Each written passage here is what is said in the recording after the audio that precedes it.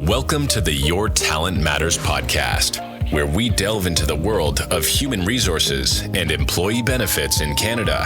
Join hosts Mehdi Rahman, a strategic human resources consultant, and Nick Godfrey, a seasoned employee benefits advisor, as they explore the many challenges that businesses face in attracting, developing, and engaging top talent.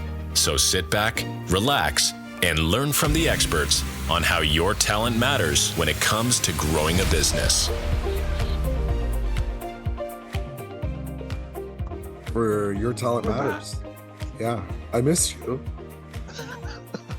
I mean, is that weird to say in a podcast? Well, you've been busy and I've been busy, and that's life, isn't it? That's life, yeah. But And there is a good expression about life happens when I forget when it is, but life just happens. So you're doing your gig, I'm doing mine, and yeah. here we go. And it's kind of funny that we're here together talking about this topic. But one of the things that's been happening lately, I started off with this new company and we're reviewing people's salary, and every day someone's coming to me or one of the executives saying we need to pay more. Like, I need more money for a new developer. I need a new money for a new customer service agent. I need more money to retain our talent. And I mean, are you seeing that too? Like, and is it all about money with your clients that you're seeing? I don't think so. I think people are really concerned about feeling valued, making a difference. I mean, it's interesting.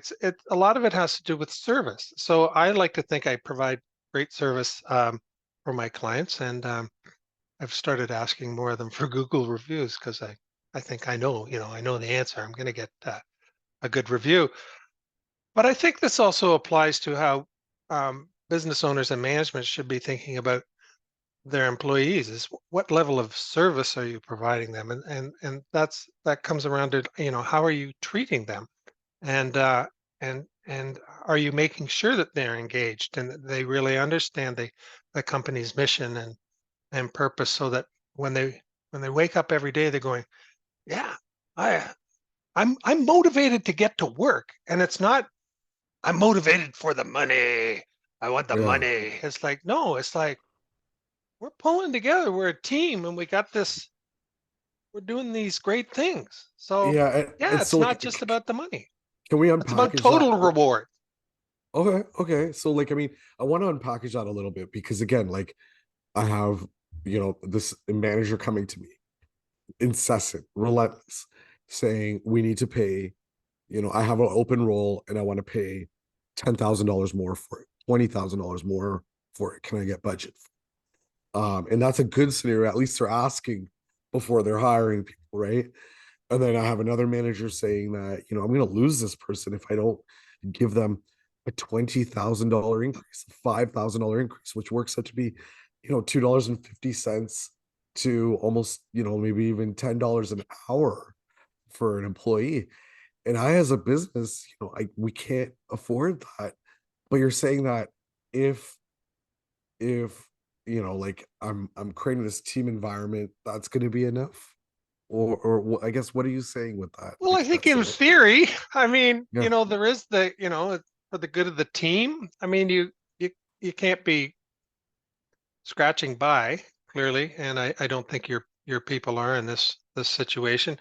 Um, but I think people will work harder for recognition than they will for money. I've heard that. I mean, there's nothing worse than being taken advantage of or being ignored. It's even worse.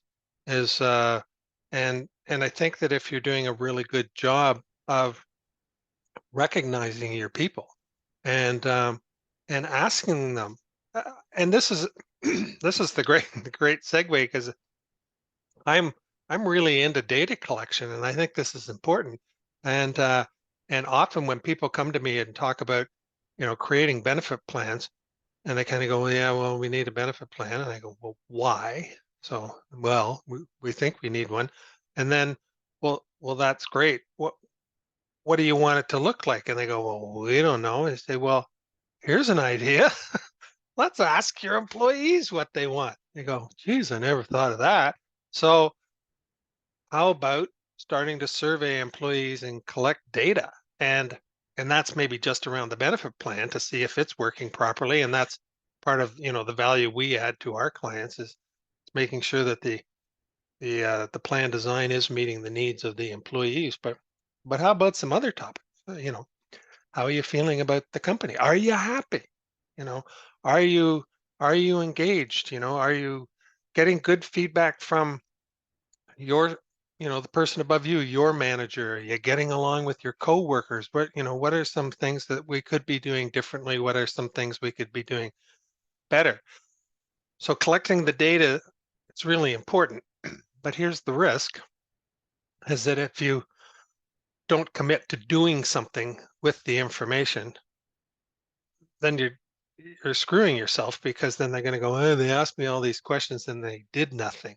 So Right. that's even worse than asking the questions. Yeah. And I mean, what you're reminding me immediately of, Gallup, who's like this international, almost survey tool and research house. They have their Gallup 12. And it's like, do I know what's expected of me at work? Do I have the equipment and materials to do my job? Do I get the opportunity to do what I do best? Recognition? Did I get recognition in the last 6 months? Does someone care about me or my manager care about me at work? And, have I gotten some development or, in the last 6 months as well? Those core 6 questions out of the 12, you know, not only meet basic needs, but then they make people feel like their manager cares about them. And maybe it's starting to speak to your total rewards process or ideology. Well, I agree. And that is something that, people requires thought and planning. Mhm. Um, and a lot about culture, and and and how people feel about one another. I'll tell you Right. just a quick story that was overheard by a very close friend of mine. She overheard one of the managers talking about the uh, the people that were working for him, and she said, um, you overheard him say, "They're just like a tube of toothpaste. If you want more from them, all you have to do is squeeze a little harder." Now, how's that make you feel? Gross. Gross. How does All that right. make you feel that your supervisor and probably management and culture, uh, and the other partners of this firm kind of feel the same way? It's like you're Yeah. dispensable, you're disposable, and and so that circles back to money. It's like, how much money are you going to have to pay me to put up with that? Right. Right. Okay. I see it. Okay. And so, like, we're we're kind of talking about managers, and then and then that relationship. You know, I've read about like the word respect and trust. Being if that's part of the culture. And then I've also heard then like compensation and being or money being the seventh reason why people stay with companies. But you're saying that if I don't have trust and management, or a really good relationship with management, I don't have a culture of trust, that then moves up in terms of a more important, need. I mean, so let's say, so there's a management side, and that's a whole thing that I know we want to tackle throughout this series. But going back to total rewards and compensation, how are you seeing small and medium-sized businesses compete? What are they putting in their total rewards package nowadays that helps them, again, compete with other places or other employers? Well, one of the excuse me, one of the interesting things as it relates to benefits, because that's clearly my focus, is that um, it's not. We'd like to think that it's the benefit plan design is really important, because that's where we spend our time, like lots in the weeds, trying to design plans and a- create the best value for the employer. But when people are looking at a company, it's strangely enough, they're not so much worried about the nitty gritty and getting into the weeds of the plan design. They just want to know that there's one there. That's the first thing. Because, at the end of the day, I think a lot of people don't really understand a good plan from a great plan, or a lousy plan from a good plan. And they don't, sort of as a consumer, they're just happy they have one. So I know that, when I design plans for a company that might have never had a plan before, we always like to start really low and not over, try to over deliver, because we don't want to drive the pricing crazy for the employer in the first year. Because the worst thing that happens is, people go, well, yippee, we got a plan. Let's go out and get our teeth fixed and everybody else's teeth fixed. And then all of a sudden, the the renewal for the plan goes through the roof, and it's not good. So in the first year, we try to cap that liability.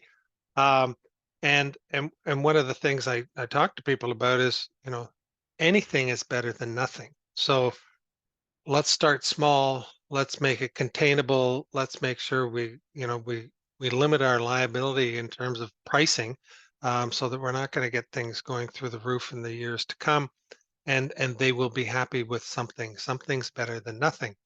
And then as time moves along, they start to talk. And I think for younger employees, again, they're not big users of the medical system, right? They're healthier. They like a massage. They're more worried about wellness accounts than they are kind of needing the prescription drugs. But as soon as you get older, you get married, maybe you get some kids. Now you got some more dental expenses, and sort of as part of your total reward package, you are paying way more attention to the benefits plan. So, as companies grow, those things are important. Making sure that there is a comprehensive plan and that there's some flexibility in there. That's what people really seem to want these days. So, I mean, it goes back to your point about data, knowing your employee base, knowing what they're, like the demographics and things like that. That helps with it. And I like the idea of just some things than nothing. Do you like, I mean, out of the clients that you see, I know we serve Ontario, what is the not even a percentage, but give us a ballpark in terms of like how many companies actually don't offer benefits that you've seen. I don't know the number, but I can tell you that a year ago there was a big flush of interest in benefit plans from kind of I would call it the more blue collar sort of trade oriented businesses, because they saw, well, first of all, there's nothing like a pandemic to make people think about their health insurance and health in general, right? So that was first and foremost. And then the other thing that they recognized was that they were having trouble. These smaller construction companies, say, and painting organizations and things, they were kind of going, we need to offer something to our employees to hang on to them. So I would say that for a while there was a lot of interest in putting plans into organizations that traditionally didn't have them. I haven't seen that so much this year. I think things have kind of settled out a little bit, but the needs still, obviously the needs still well, there. The needs there for everyone, and the part of it is explaining to people that as business owners, the best way to be able to provide some benefits for yourself as well as your employees is to use your business to take all these health and dental expenses and make them a tax deduction to the business. So they're writing it off, and it's a tax-free benefit to the employee. So that kind of fits into that total compensation thing. And I think that kind of circles around back to what more organizations should be doing, and I'm not seeing a lot of it, frankly, and I'd like your opinion on it, is a total reward statement. It's like, here's your money, here are your benefits, here's the culture, and put it all in there, the hard stuff and the soft stuff, to say, here's what you get when you work with us. Yeah, I mean, I love that. I do have a question before I comment on it, but how small do organizations have to be to have a benefits program? Well, I put them in, and let's face it, most of businesses in Canada are small businesses, which means under 100 employees, and there are tens of thousands of one-person businesses. So, a one-person business can have a benefits plan. And the Oh, idea is, cool. hey, yeah, they can grow up and be like the big boys. And then maybe they'll add an employee or two down the road Right. and start to grow. But for every business owner, frankly, I think they really need to look at it if they've got some health and dental expenses, or they're the other risks, the real insurance kind of things that they might need. Like, I mean, we talk about benefits, and then I like to also talk about risk, because part of a benefit plan is managing some of the risky stuff, and the risky stuff is covered by insurance. And insurance is where I like them, where you pay a little, that's a premium, but if something happens, you get a lot. And that might be like life insurance. So employers need to think about, and part of this is philosophy, frankly, is that employers need to think about what happens if one of my key employees gets really sick? What happens if one of them dies? What do I want to have happen in that situation as an employer? Am I really just only worried about, teeth and massages and, the odd prescription drug? That those are the nice to haves, and I think that's great. But, when one of your long-term employees gets really sick with cancer and has big expenses, do you want those covered or not? Yeah. Yeah, I mean, I go back to the word respect and trust and like this relationship, as an employer, if and I don't want to say it's loaded, so I understand the bias I'm saying it with, but like if I want to show that one way to show that I truly care about my employees is thinking about them for the moments that they're not even thinking about, right? Thinking about sick and illness and long-term benefits and long-term care and retirement and all those things, which then build that total rewards statement. And so if I have those things and I communicate it really well, it's showing like I'm trying to be a best friend or a good friend to my employees, even though we are working and it's a relationship around productivity. But at least I'm showing that I do care about you and your family because we have this relationship. Yeah. And I think that's key, and that's leadership, and that's being a good person and a good employer, is caring about your employees. The Yeah. tricky part is, with benefits, particularly with younger folks, and we were those people years ago, um, is that nothing's going to happen to me. I'm bulletproof. So no, all I want is a massage and get my teeth cleaned now and again. Nothing's going to happen to me. But we know that's not true. And Yeah. that's why the insurance portion is actually really inexpensive anyway, because the probability is very low. But you can certainly cover off that risk, and just Yeah. be, a better employer. Yeah. And I'm gonna pull this weird card into this mix, not weird, but like a tangential thought, but like as a minority, like there are a lot of stats for like South Asian men, black men around diabetes and heart disease. So if I'm an employer that has a massive minority base, I might be considering this to say, as a value add, you know the heart disease is rampant in these communities, diabetes. How do I bring in a nutritionist? How do I bring in a benefits program that reflects the needs of my community and the needs of my employees? I think back to my time at Best Buy, and sometimes some of the things that you tell me, it's very powerful for me because I've worked for these historically for these massive organizations that do have budgets, but we were always $0 budgeting. We would always go back to scratch and see what do we need for next year. And so there was always like an idea of like, how do we get massive maximum impact for the spend that we have. But we had this total reward statement, and it was just one simple sheet, and it had the employee number, start date, and then what my vacation plan was, what my compensation was, um, how much discounts did I use, right, for my purchases, my benefits program, my long-term disability, and it added it all up and gave me a number that it was more than just a paycheck. Yeah. And I think that's kind of key. And that's, circles back to the beginning, is money the most important? And I think if you if you have a total reward statement like that, it's pretty key that, yes, it's important and it's probably way up near the top, but it's not the only thing.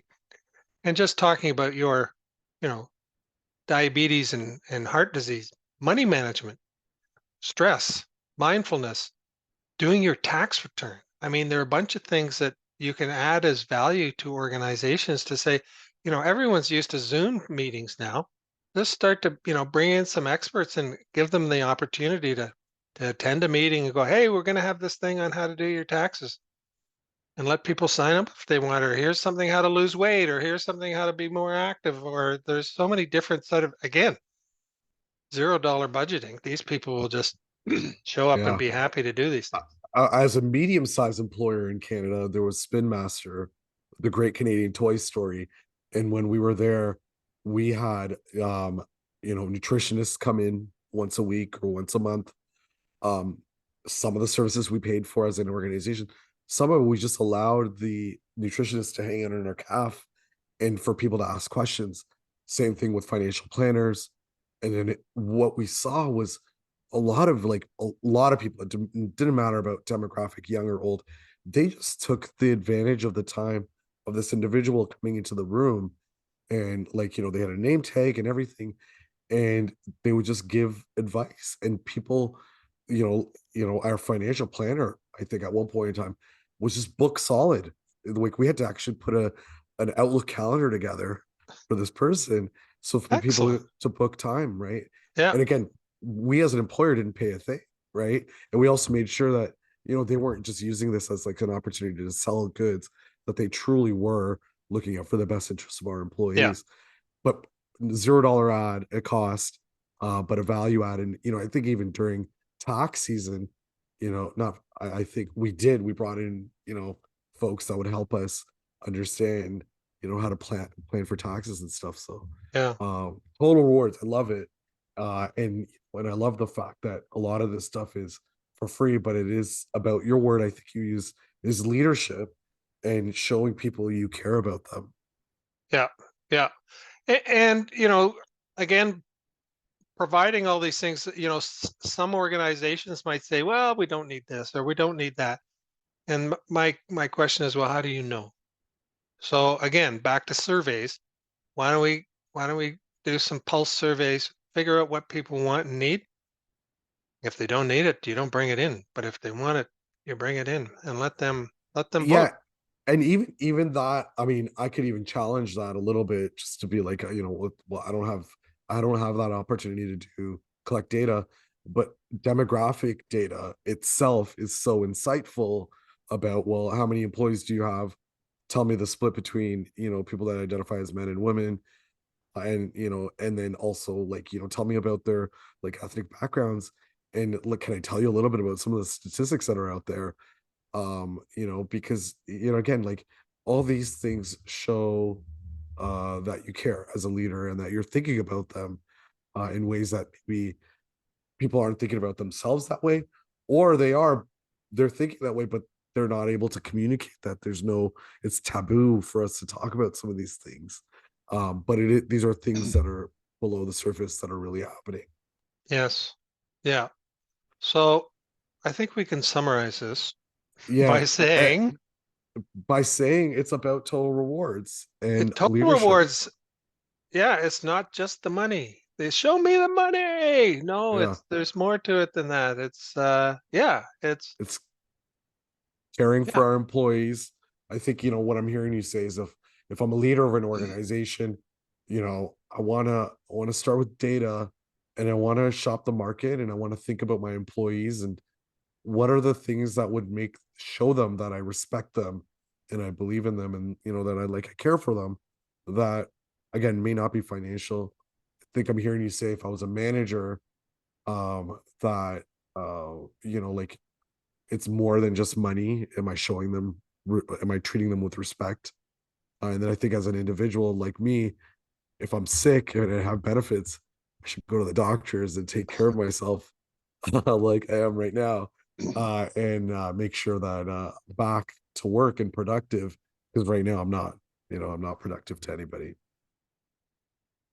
I talked to a guy the other day and he's got the walking pneumonia, right? And the boogie woogie flu. No, that he does have walking pneumonia, which I'd never even heard of really. But it's true. There's a lot of illness going out there right now. And you do want to know that, first of all, that you're going to have some access to medical care, and that your employer kind of goes, hey, I get it. Take care of yourself. You're important to us. Get well. Come back to work. I mean, I don't want to open a can of worms while we're wrapping up, but I'd love to talk about mental health, and Yes. EAP, employee and family assistance programs, that are part of those total rewards packages as well, because Well, we'll do that in another call, because sure. it's a call in itself and a podcast in itself, and we could talk about presenteeism, not just absenteeism, and silent. What are they calling it now? Quiet quitting. Quiet quitting. Yes, quiet Yeah. quitting, and presenteeism. So it's costing millions and millions of dollars. So Wow, Nick, so great to see you. Thank you so much. another good one in the can, Mehdi. Yeah, absolutely. Get better. If anyone ever wants to hang out with us, you can reach out to us in all the info below. Yes. Please subscribe. Yeah, absolutely. And we'll see you guys soon. They're listening. Thank you. Great, Mehdi. Bye.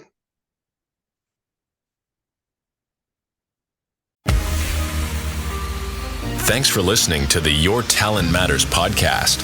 If you found value in today's episode, please share it with others.